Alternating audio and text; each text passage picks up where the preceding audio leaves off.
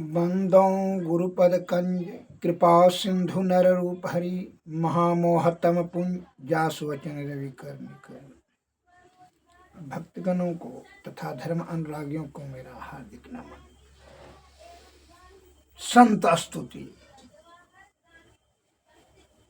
संत अर्थात सदगुरु, संत के कृपा से ही सारे संसार ज्ञान रूपी प्रकाश में समस्याओं का समाधान करते हैं।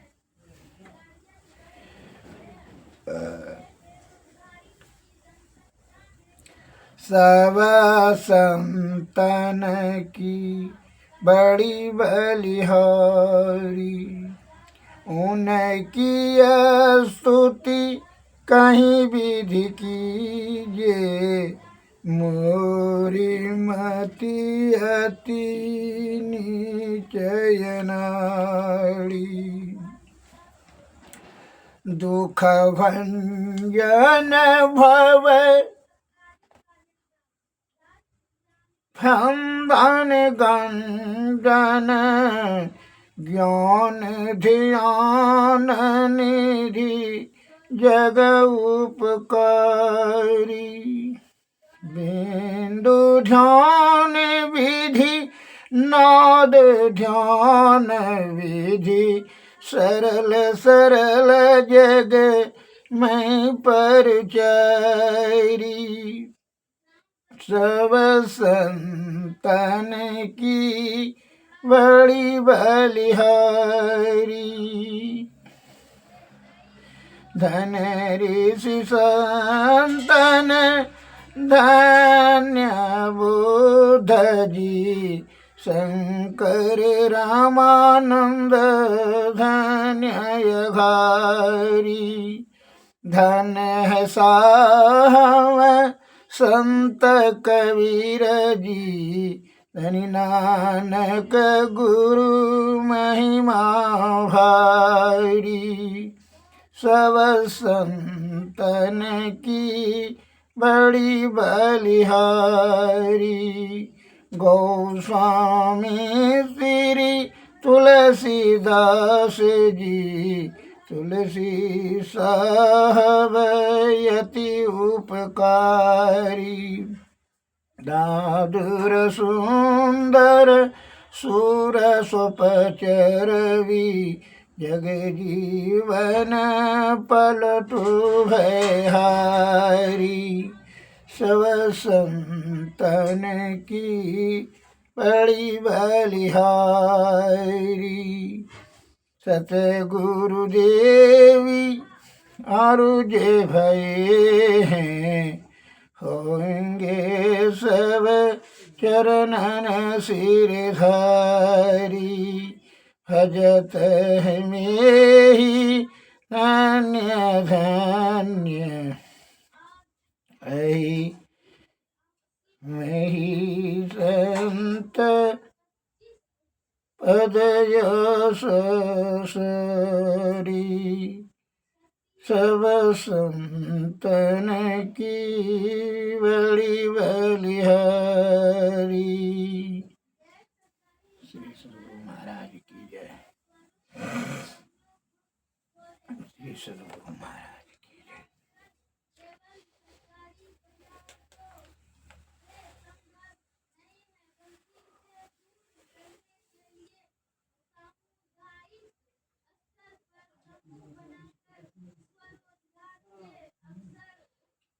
नाना प्रकार का छल कपट परपंच, आडंबर पाखंड, झूठ फरेब, इस सभी जो कुकार्य करते हैं वो मन के बहकावे में आकर के आपको ऐसा लगने लगता है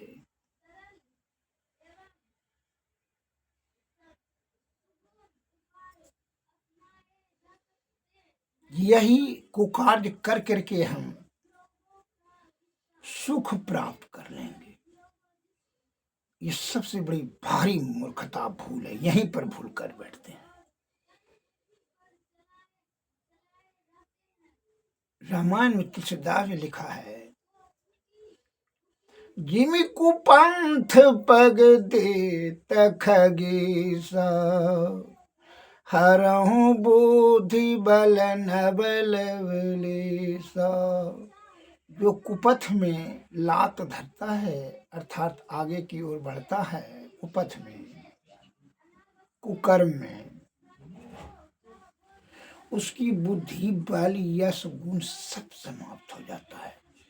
तो जब बुद्धि बल यश कृति गुण सब खत्म ही हो जाएगा, छिन्न हो जाएगा, तो सुख कैसे प्राप्त होगा? तब तो दुख रूपी भीषण महा दलदल में फंस जाएगा। जो भी सद्गुण है वो भी ये विषय के आग में जल जाएगा, सद्गुण छिन्न हो जाएगा और दुर्बुद्धि ही दुर्बुद्धि होते चले जाएगा। और जो पाप वाला रास्ता में नहीं जाएगा उसका कभी नाश नहीं होगा। वो केवल आपको लगेगा कि क्षण भर के लिए वो कष्ट हुआ, लेकिन ना, कष्ट में नहीं जाएगा। का उसके लिए, उसकी सुरक्षा के लिए परमपिता परमेश्वर जो है, जब तक माता पिता के निगरानी में अबोध बालक रहता है उसको जो है किसी प्रकार का बड़ा दंड नहीं मिलता है, न 10 गर्दा मार मार न लगता है, न जेल फाटक फलना चिलना, न मिथ्या आरोप, किसी प्रकार का उसको आरोप दिखने लगाते हुए बच्चा को। अब वो जो बालक है, अगर वो आप भूल से वो ले भी लिया आपका पैसा, उसको चोर नहीं कहता है, क्या कहता है? अरे बच्चा है। दंड विधान में उसके लिए माफी है। उसी प्रकार जो सतोगुण में सदाचार का पालन करता है, अगर आपके दृष्टि से और लगता है कि वो गलत कार्य हो गया तो फिर वो गलत नहीं होगा। जैसे मैं एक लघु कथा बता रहा हूं, राजा जनक के दरबार में सत्संग 7 दिन तक चले, भगवत गीता, बड़े ऋषि मुनि महात्मा सब वहाँ आए थे। और 7 दिन के बाद जब भगवत गीता जी का जब समाप्त हुआ 7 दिन में, तो अब चलेगा नाच गान संगीत, रूपवती नृत्य गना सब आई और नाच गान करने लगी। उसमें भी महात्मा जी सब बैठे हुए थे, देख रहे थे, मुनि महात्मा ऋषि, बड़े बड़े महर्षि इत्यादि गण। तो नारद जी ने जाकर निंदा आलोचना करने लगा। वैकुंठ धाम में महादेव जी के कैलाश पर्वत पर ब्रह्मलोक में जाकर कहने लगा कि देखिए ना, ये सब इतना बड़े बड़े महापुरुष महात्मा गण बैठे हुए हैं, ऋषि मुनि महर्षि, अगस्त्य मुनि, विश्वामित्र, वशिष्ठ मुनि, मार्कंडेय मुनि इत्यादि, आत्रेय मुनि, ये सब के जो है कैसे देखिए नाच देखते हैं, ये सब, ये कितना पाप लग काम है। इसका मतलब क्या है? तो इस पर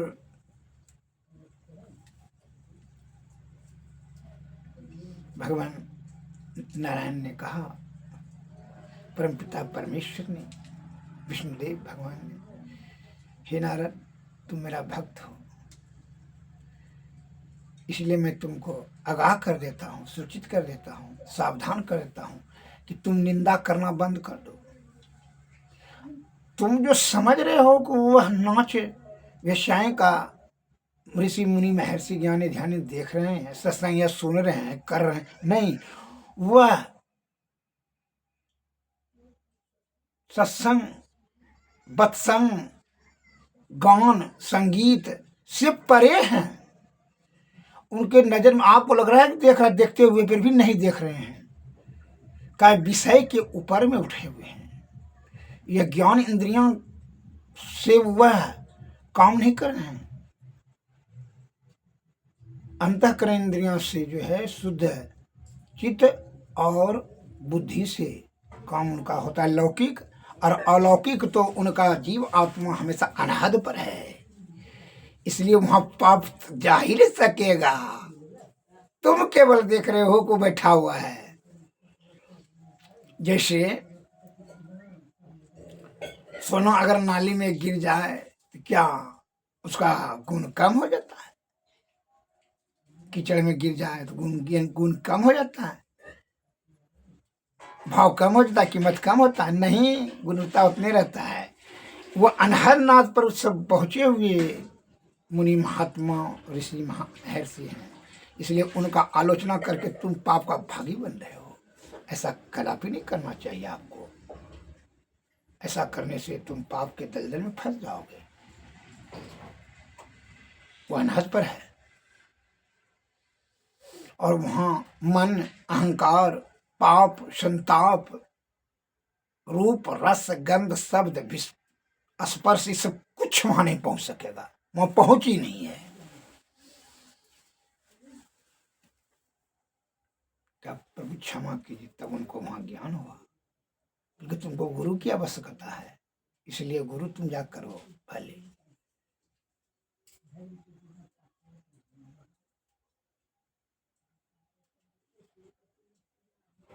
तुम समझ नहीं पा रहे हो।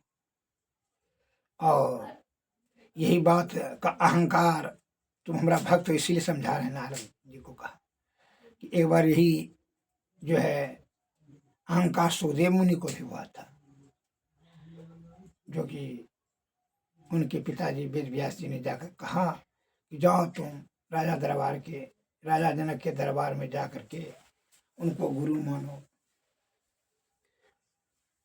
उनसे दीक्षा लो।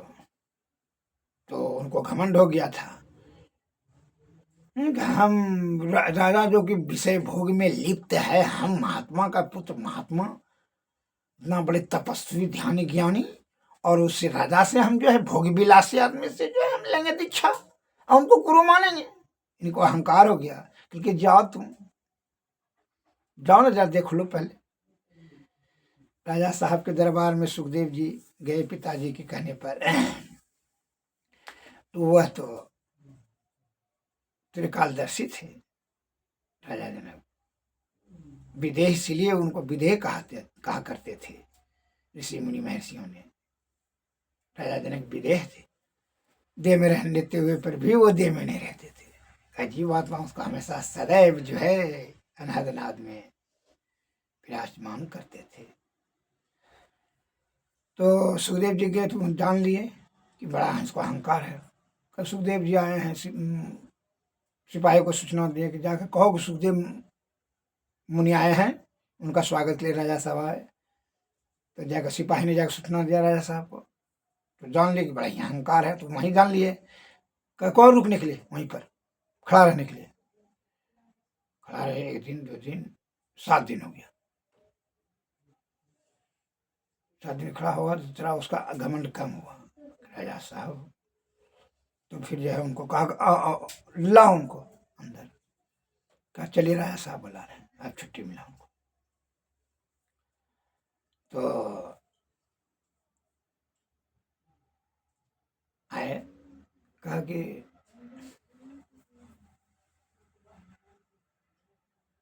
कुछ ज्ञान दीजिए राजा साहब।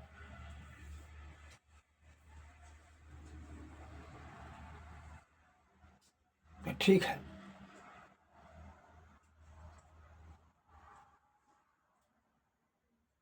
देते हैं ज्ञान।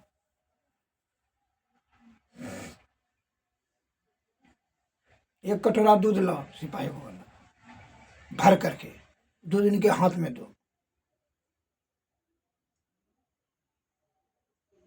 दूध हाथ में दिया, कहा सुनिए, सिपाही को 1 दर्जन सिपाही को तलवार लेकर के उनके पीछे में ऑर्डर दे दिया राजा साहब ने, राजा जनक ने, कि जहां 1 बूंद भी दूध गिरे हर जगह जाके बाग बगीचा, जहाँ नाच गान, सत्संग, भजन कीर्तन, माल खजाना सोना चांदी जो है हर जगह इनको बढ़िया बढ़िया स्थल में घुमाओ। मुनि महात्मा है, सुखदेव मुनि है, घुमाओ जा करके। और जहाँ एक बूंद भी दूध गिरे तो इसको जो है ना 1000 टुकड़ा कर देना, उसी जगह मार देना, काट देना। एक दर्जन सिपाही को ये ऑर्डर दे दिया उनके सामने में। तो मैंने विचार किया कैसा आधा पागल के राजा के पास पहुंच के पिताजी ने भेजा किसी दीक्षा लेने की, ये तो हमारा जान लेने के फिर में है। अब तो थरथरा गया, कहा राजा का आज्ञा उल्लंघन करने पर भी तुमको राजकीय दंड मिलेगा, ध्यान रखो, जाओ। एक कटोरा दूध हाथ में लिया और भर करके था, कहा जा। सब जो सिपाही ने इधर से तलवार निकाल करके उस पर धोए हुए थे कि जहाँ जरा सा भी गिरेगा कट ये देंगे। तो उसका ध्यान जो है दूध संभालने में लगा। सब जगह जा करके जहाँ बढ़िया बढ़िया नाच गान बाग बगीचा इत्यादि सोना चांदी हीरा मोती जवाहर खुशबूदार जो भोजन बन रहा था, सुंदर सुंदर स्त्री थी, बड़े बड़े ऋषि मुनि महर्षि ज्ञानी ध्यानी भी सत्संग भजन कर रहे थे। वो लौट करके सब जगह घुमा करके लाका है, कह को बुन दूध नहीं गए कल के नहीं हो जो नहीं कल क्या क्या देखे सुखदेव मुनि जी महाराज बैठिए, क्या क्या देखे कल के कि महात्मा सुखदेव मुनि ने कहा क्या आप ऐसा तो राजा नहीं देखे थे, आप ये तो विक्षिप्त मस्तिष्क वाला आप राजा लगते हैं। कैसे, क्योंकि आप कैसा अकारण मुनि महात्मा को आप काटने देने के लिए 1000 बोला टुकड़ा कर देना, दूध गिरे तो कर वो तो राजा का जो है ना प्रभाव था, राजा है इसीलिए हम आदेश कुछ भी दे सकते हैं। तो क्या क्या देखे, क्योंकि हम कुछ नहीं देखे, हम तो दूधे संभालने में अपना पूरा ध्यान केंद्रित कर दिए, हम तो कुछ नहीं देखे। जो तुम्हारे मन में यही न था, उसी प्रकार हम कुछ नहीं देखते हैं, केवल जो है ईश्वर को ही देखते हैं। जैसे तुम को यह बात का ज्ञात हो गया, मौत को तू जान लिया कि अगर एक बूंद भी दूध गिर जाएगा तो 1000 टुकड़ा हमको कर देगा, उसी प्रकार हम भी मौत को जान लिए हैं कि राजा हैं बने हुए, लेकिन हमारा ध्यान हमेशा ईश्वर में है, इसलिए मुझे विवेक कहा जाता है। तुम्हारे मन में यही भाव था ना, तुमको लगा कि कैसे जान लिया, तब उनका कहा, तब उसी समय समझा कि ये जो है सचमुच में ये त्रिकालदर्शी ज्ञानी है, पहुंचे हुए राजा के रूप में ये महात्मा है। उसी समय उनसे क्षमा मांगा, ठीक है अहंकार हमको बहुत हो गया था कि बहुत बड़ा मुनि हम है।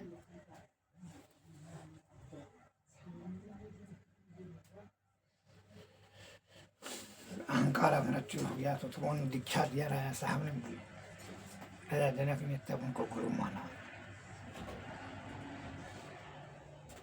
इसी प्रकार जिसको अहंकार हो तो दुर्गुण है, अहंकार और मन को जो है नियंत्रण में कर करके ईश्वर का चिंतन मन करें, उससे क्या होगा, ईश्वर आपका संरक्षा सुरक्षा देगी, दाना पानी सब देगी, सुरक्षा सुव्यवस्था आपका, यहाँ तक कि उनके वो आपका खवासी करेंगे ईश्वर किसी न किसी रूप में। अतः लेकिन पूर्ण आस्था श्रद्धा और प्रगाढ़ प्रेम होना चाहिए उनके प्रति, अबोध बालक की तरह। जैसे अबोध बालक का माता पिता करते हैं, उसी भांति आपको भी छल कपट प्रपंच शुद्ध चिता आत्मा से ईश्वर के प्रति ही दृढ़ संकल्प होकर के उन्हीं के ऊपर जो है पूर्ण भरोसा करेंगे, तभी आपका कार्य, तब आपका जो है ना सुरक्षा का ठेका ले लेंगे। जैसे माता पिता अबोध बालक का लेते हैं, उनको कुछ किसी प्रकार का हानि नहीं होने देते, उसी प्रकार ईश्वर ने आपका किसी भी तरह से अनिष्ट नहीं होने देंगे, शुभ ही शुभ करेंगे, लेकिन शुद्ध चितात्मा से। श्री सद्गुरु महाराज की जय, श्री सद्गुरु महाराज की जय। तो सद्गुरु की स्तुति संत वाणी में इसीलिए आया है, जरा सा यह भी जान लें।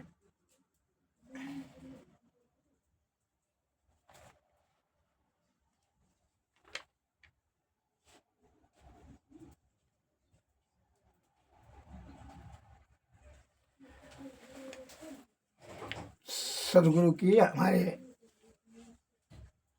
परम आराध्य गुरुदेव श्री सदगुरु स्वामी महर्षि मही ब्रह्मदास जी के वाणी में आया है, क्या आया है? घट बीच अजब तमाशा, घट बीच अजब तमाशा, अधर भूमि पर सूरत जमा के देखो अजब प्रकाशा। घट बीच अजब तमाशा, लखत ही बने न कही सुनी, मिले करो निज घट की तलाशा। घट बीच अजब तमाशा, घटी में सरगुण, घटी में निर्गुण, घटी में है सत पदवासा। घट बीच अजब तमाशा, नहीं परतीत तो गुरु हरि से वो, नहीं परतीत तो गुरु हरि से वो, आपा यरपि बनो दासा। घट बीच अजब तमाशा, जाहिर जहुर सतगुरु देवी साहब, भेद बतावें खासा। घट बीच अजब तमाशा, मैं ही कहत सुनो जो शरण लाई गई, लई निज घट के दिलासा। घट बीच अजब तमाशा, अधर भूमि पर सूरत जमा के देखो अजब प्रकाशा। घट बीच अजब तमाशा। श्री सदगुरु महाराज की जय, श्री सदगुरु महाराज की जय। अब आरती कीजिए। सतपुरुष की आरती कीजिए, हृदय धर की थाल सजीजे, दामनी ज्योति झकाझक झूमे, तारे चंद अलौकिक तामई।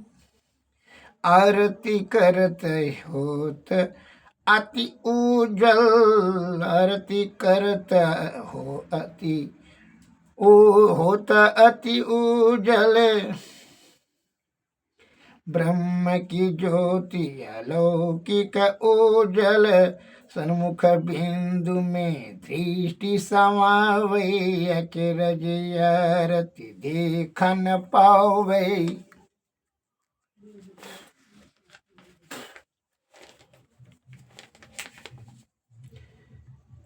दिव चक्षु, दिव चक्षु सो अचरज देखी, यह जग सुख तो कर लेखी। होत महाधुन अनहद कीरा, सुनत सूरत सुख लखत घनीरता। सूरत सार सबद में लगी, पिंड ब्रह्मांड देह सब त्यागी। आत्म अर्पी, आत्म अर्पी की भोग लगावे, सेवक सेव्य भाव छूट जाओ है। हम प्रभु प्रभु हम ये कहीं होई, दैत यारु दैत रहे नहीं कोई। मैं ऐसी आरती कीजिए, भव जन्म बहुरी नहीं लीजिए। आरती तन मंदिर में कीजिए, दृष्टि जुगल कर सन्मुख दीजिए। चमके भी सूक्ष्म यति उज्ज्वल, ब्रह्म ज्योति अनुपम लख लीजिए। जगमग जगमग रूप वरमंडा, निरखी निरखी ज्योति तज दीजिए। शब्द सूरत या व्यास सरल तर कर करी सार सबद गैली जी। ऐसी जुगति काया गढ़ त्यागी भव भ्रम भेद सकल मल जी। भव खंडन या रति यह निर्मल करिमे ही अमृत रस पीजिए। या रति तन मंदिर में कीजिए दृष्टि जुगल कर सन्मुख दीजिए। श्री सद्गुरु महाराज की जय। श्री सद्गुरु महाराज की जय। सद्गुरुवे नमः। सद्गुरुवे नमः। जय हिंद, जय भारत।